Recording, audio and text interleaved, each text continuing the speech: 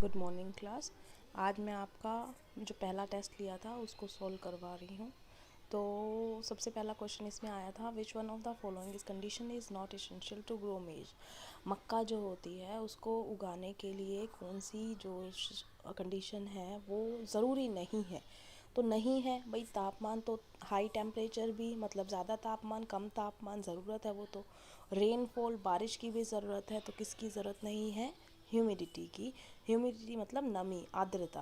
Propagation of ginger, अदरक को जो उगाना होता है वो किससे किया जाता है? तो अदरक का कोई बीज नहीं होता, और अदरक जो होती है एक तने का मॉडिफिकेशन है जिसे राइजोम बोलते हैं। तो ये इसी से उगाई जाती है। तीसरा है, which of the following statement is not true for organic manure.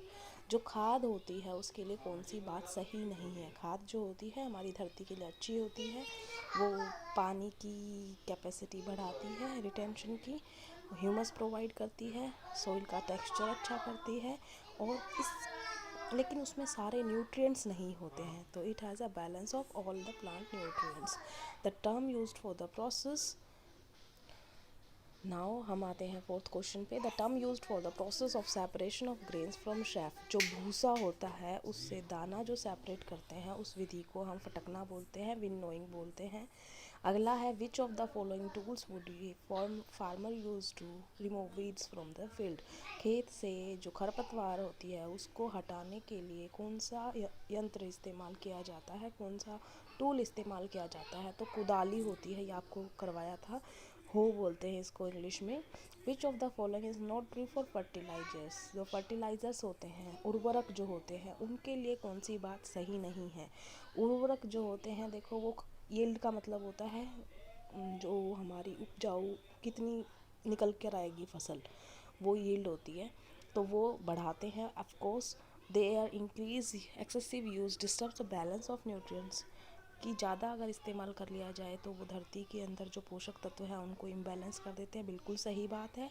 They are generally used in small quantity, वो बहुत कम मात्रा में इस्तेमाल करने चाहिए, ये बिल्कुल सही बात है। दे आर इन्वायरमेंट फ्रेंडली, उनसे पर्यावरण को कोई नुकसान नहीं होता है, ये बिल्कुल गलत है। हमें उर्वरक ज़्यादा इस्तेमाल नहीं करना चाहिए, वो सॉइल पोल्यूशन करता है, वाटर पोल्यूशन भी करता है।